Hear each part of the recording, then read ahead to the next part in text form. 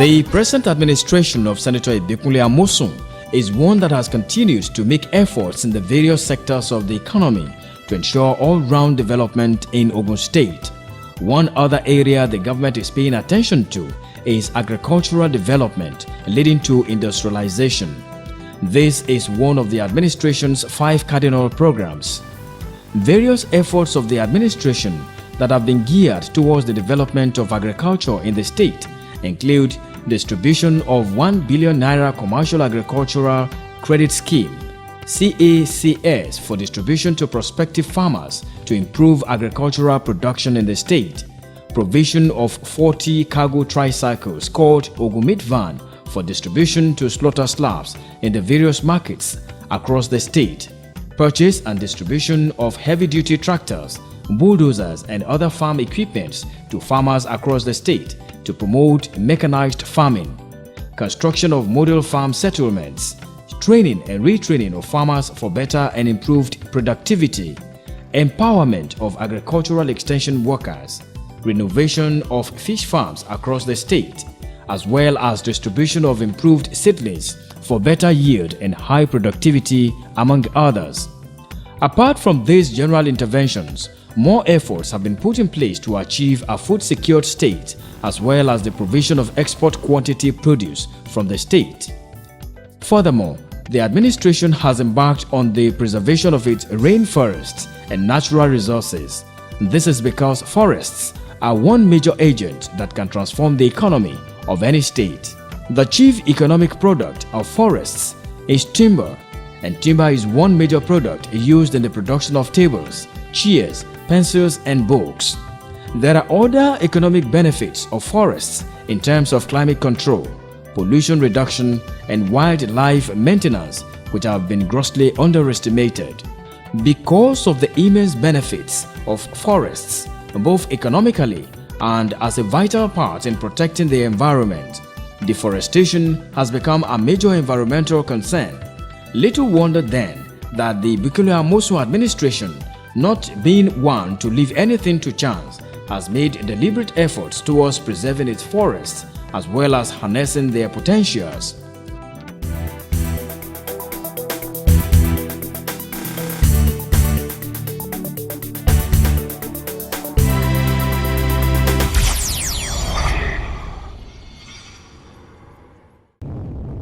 Ogun State has a total of 9 forest reserves covering over 275,000 hectares, 2 of which are protective forest reserves and are not for exploitation. The protective forest reserves are Arakonga and Ilaru Forest Reserves. The other forest reserves are Awuru Forest Reserve, Igua Forest Reserve, Ipake Forest Reserve, Edun Forest Reserve, Imekwafon Forest Reserve, Oloke Meji Forest Reserve, Ijebu, which has Omowood Forest Reserve, consisting of Jungle 1, Jungle 3, Jungle 4, and Jungle 6. In some states of the country, forestry and related activities come under the Ministry of Agriculture. However, realizing the immense potentials of forestry if well utilized, the Ogun State government has a separate ministry for forestry. This is not unrelated to the fact that the state is blessed with a lot of forest and green land and the underlying need for the government to ensure strict compliance by the people to rules guiding forest reserves and their exploitation. The Ministry of Forestry is headed by a commissioner in person of Engineer Ayo Olubori. He speaks on why the ministry stands alone. This is Ogun State where we set the standard, where we set the pace. Ogun State has the oldest forest reserve in Nigeria, that is at Oloke Meji Land. It was established in 1895 or thereabout, which is the oldest in Nigeria. Number 3 rather. We equally have over 275,000 hectares of forest plantation. That is huge, and it requires a full-fledged ministry to be able to manage it effectively. The Ministry of Forestry has 3 professional departments, namely Seed Culture Department, Non-Timber Department and the Regulation and Utilization Department. The Department of Seed Culture has the primary role of cultivating tree seedlings and other horticultural activities. Presently, the State Ministry of Forestry has produced 500,000 tree seedlings to be planted all over the state, either in the state forest or given to the citizens of the state to go plant wherever they want. These trees are to help in the quest of the state to go green and thus improve the environment. Also, in complementing the efforts of the state government to preserve our environment, the Office of the Wife of the State Governor, Mrs. Olufunso Amosun, in collaboration with the State Ministry of Environment, recently organized a two-day Uplifting the Environment International Conference and Workshop tagged Ogun State, Nigeria Goes Green. Part of the activities of the conference was a special walk and planting of trees to imbibe the culture of tree planting in the people. This is in furtherance to Her Excellency's vision to provide trees to be planted by children in Ogun State through her JEFTI program. A total of 10,000 of these trees were given to school children during the Children's Day celebration at the MKO Stadium in Abeokuta on the 27th of May 2013. The state government has also made provision for citizens of the state to purchase various seedlings for beautification of their homes at cheaper prices at the forest reserves. When you cut trees, you need to plow back into the forest. So we're also taking part of what we have raised as tree seedlings to do our own in-house afforestation program. Another department is the Non-Timber Department. This department takes care of activities unrelated to the planting of trees. These include beekeeping, snail farming, and mushroom production. These activities are carried out, however, within the forests. The beekeeping is in very high demand as many people are buying the honey for home use.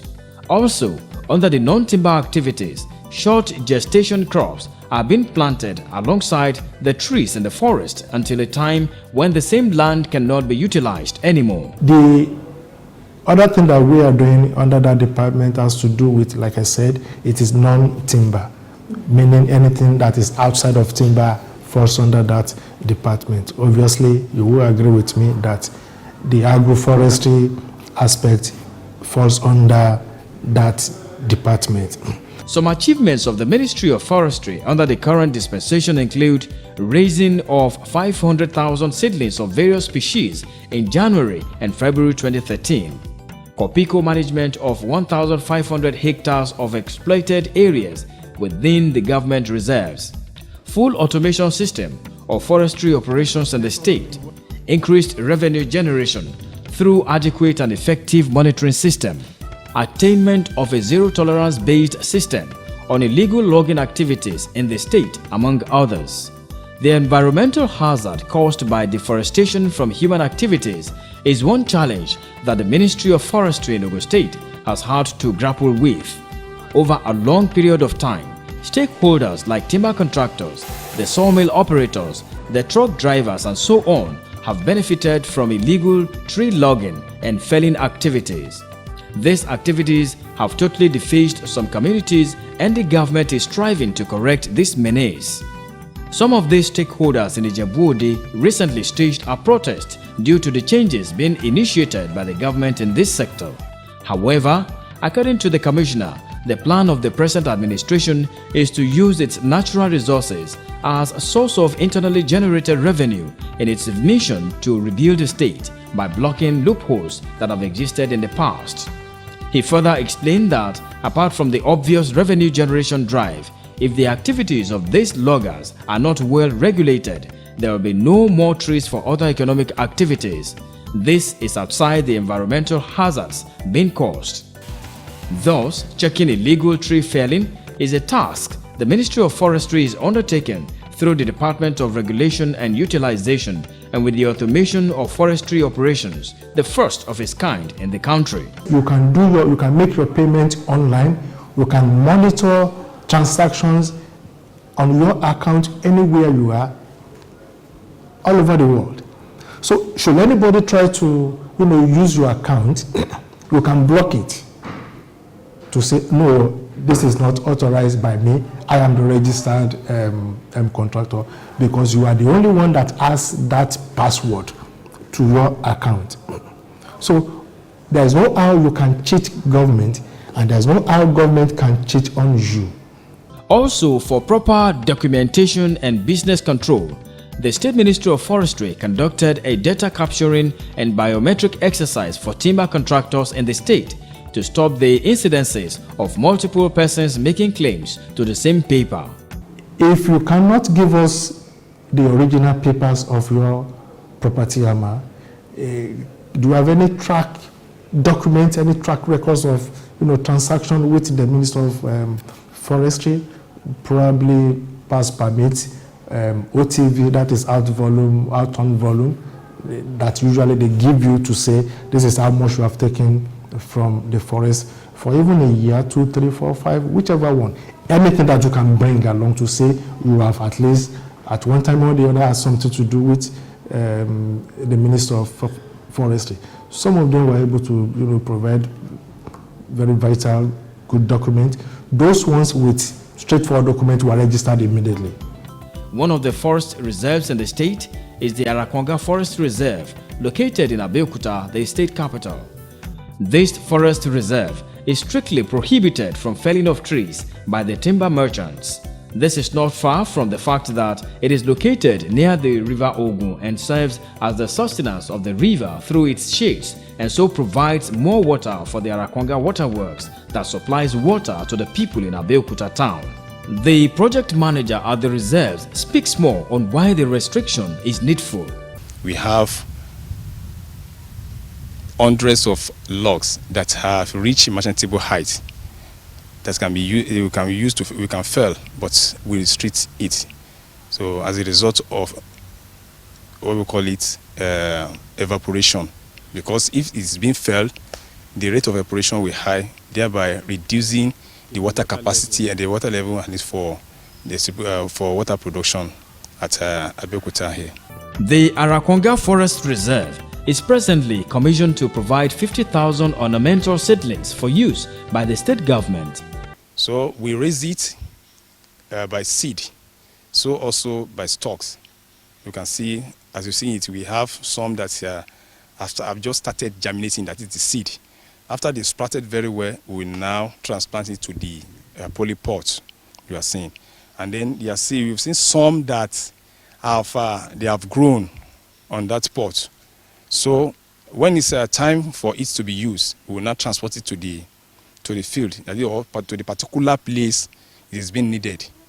The forest reserve is also engaging in beekeeping for the production of honey for commercial purposes.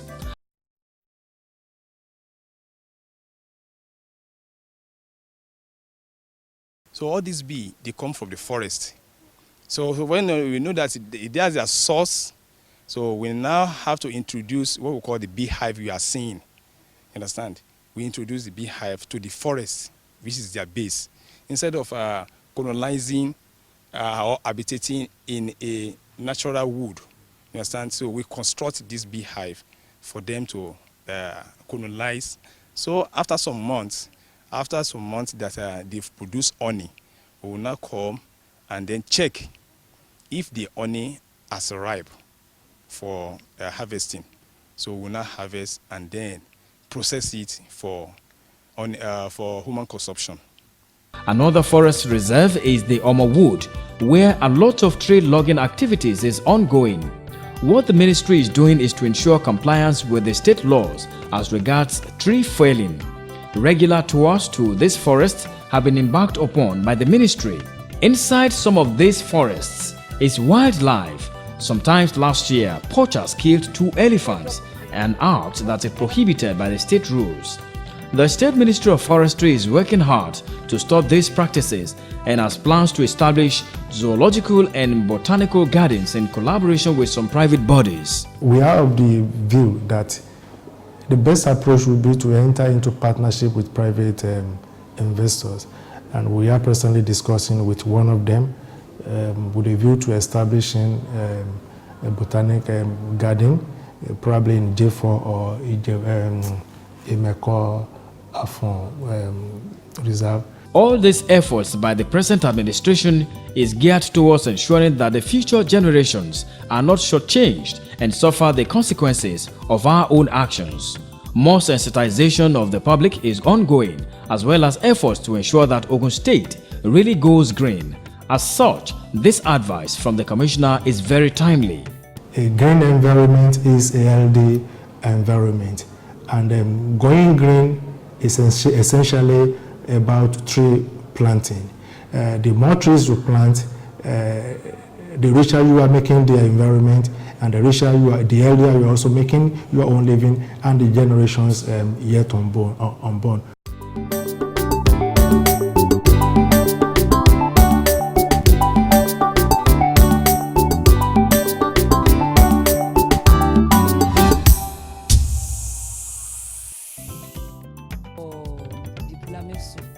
A lot of people have commended the many efforts of the present administration to bring stability and progress to every sector of the polity.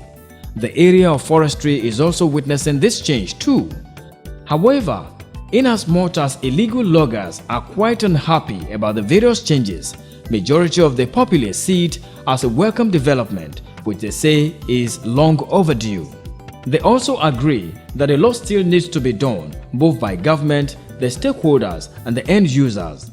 They call on others to welcome the new changes. We can do at least, we plant 50 trees. When we evacuate about 100, we should try to replace them with new planting. It is very essential, so that our future will be protected. Generation yet unborn will have something to see, called that forestry. But if they go the way they are doing before, everything will die down just like that. We advise all our timber contractors that nobody should enter the forest reserve without paying of the government fees first. Secondly, anybody caught in the forest reserve without his own particular correct, it will be punished.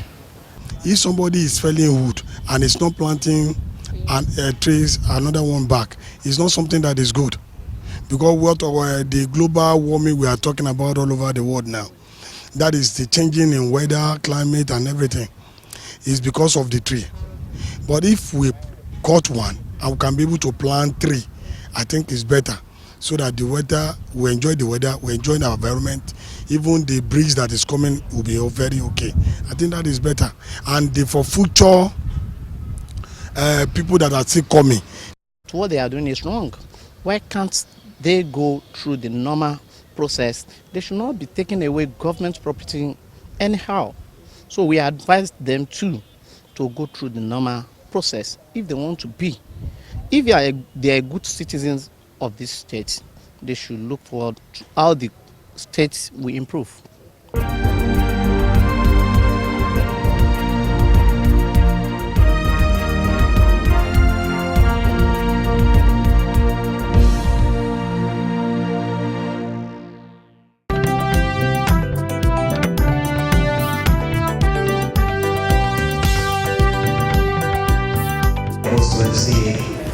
Governor Ibikule Amosun has charged the newly inaugurated Ogun State Council of Micro, Small and Medium Enterprises to be good ambassadors of the state in the area of trade and investment. He gave the charge during a one-day workshop on national policy on micro, small and medium enterprises validation workshop and launch of NEDEP and inauguration of State Council of MSME in Ogun State, which was held on Tuesday, 16 July 2013. The workshop was organized by the Federal Ministry of Trade and Investment in collaboration with the Ogun State Ministry of Commerce and Industry. While thanking the Honorable Minister of Industry, Trade and Investment for his unending commitment towards the development of Ogun State, the Governor in his address also stressed the benefit derivable from the MSMEs and why his government is committed to the success of the sector. The micro, small and medium scale enterprises serves as the cornerstone and an essential factor for a successful industrialization process. This particular sector of the economy comes with its attendant benefits. This includes employment generation, production of goods and services, for home consumption and export earnings, development of skills and exploitation of homegrown resources, which ultimately create wealth, which for me is the most important of all. That this would be the goodwill of Ogun State and the entire Nigerians. Earlier on at the event, the Honorable Minister of Industry, Trade and Investment, Dr. Olusegun Aganga, as well as the Ogun State Commissioner for Commerce and Industry, Mr. Bimbo Ashiru, had both commended the person of the Ogun State Governor for promoting micro, small and medium enterprises by creating an enabling environment for industries and businesses to thrive. I'm aware of the ongoing efforts that Ogun State, particularly this current administration, has made towards enterprise development and industrial development. I think it is fair to say that the state, Mr. President, has visited most in the whole country to commission new industries or new routes has been Ogun State. I will not fail to acknowledge the support of our amiable governor, hardworking governor of Ogun State, His Excellency Senator Adekunle Amosun, FCA, is proving to be giving the development of this business in our state, both major and SMEs, most especially on the ongoing evolving loan to entrepreneurs in the state under the Ogun State BOI scheme, in which 480 entrepreneurs have received loans to boost their businesses. This has created direct jobs of about 4,000 and indirect jobs of about 35,000. I think we deserve a round of applause for that. Indeed, attestations to these stellar achievements come from far and near. One of such came from Mr. President himself, and I quote, "I congratulate the governor, the government and people of Ogun State on another landmark achievement in this great state. I thank you for sustaining a conducive and business-friendly environment that promotes economic activities in the state." Other stakeholders who spoke during the workshop further emphasized the need to empower the MSMEs sector more in order to move the country forward, while Dr. Baturi Umar Samari, the Director General of SMEDAN, made a PowerPoint presentation which outlined possible ways in which the MSMEs can be further boosted and used to sustain the economy of the country. The national policy of micro, small and medium enterprises is indeed a platform for ensuring an enabling environment for micro, small and medium enterprises in Nigeria to ensure their profitability and sustainability for the benefit of their owners and the nation at large.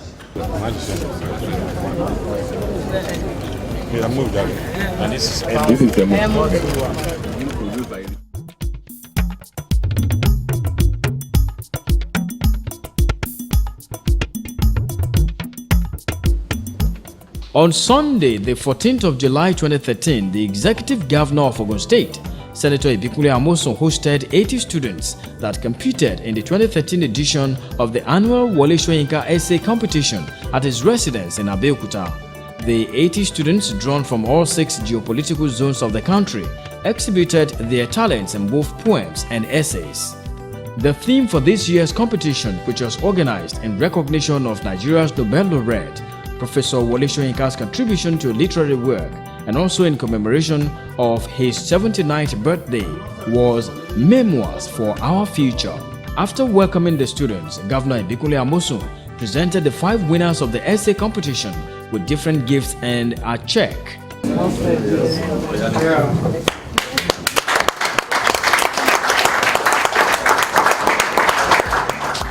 The governor further urged the students to place high priority on their studies in the effort to move the country to greatness in the future. I have no doubt in my mind that we have a very bright future. Nigeria have a very, very, very bright future with the quality of what I'm seeing here, even though we are not privy to the essay that was written. But if we are to go by what this young man displayed here, then we can be rest assured that we will have a masterpiece in all that you've written. The 5 winners of the different categories of the competition and 75 other participants were later presented to the Nobel laureate at his private home in Abeokuta. He advised the youth to be focused and be studious in order to attain success in life. For comments, questions, and observations,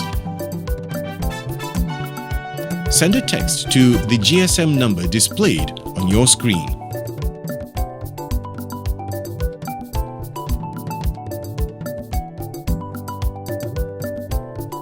Or send an email to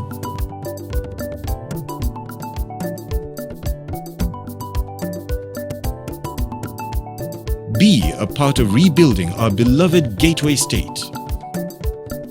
Ọmọ Ògùn, Ìṣẹ̀yà.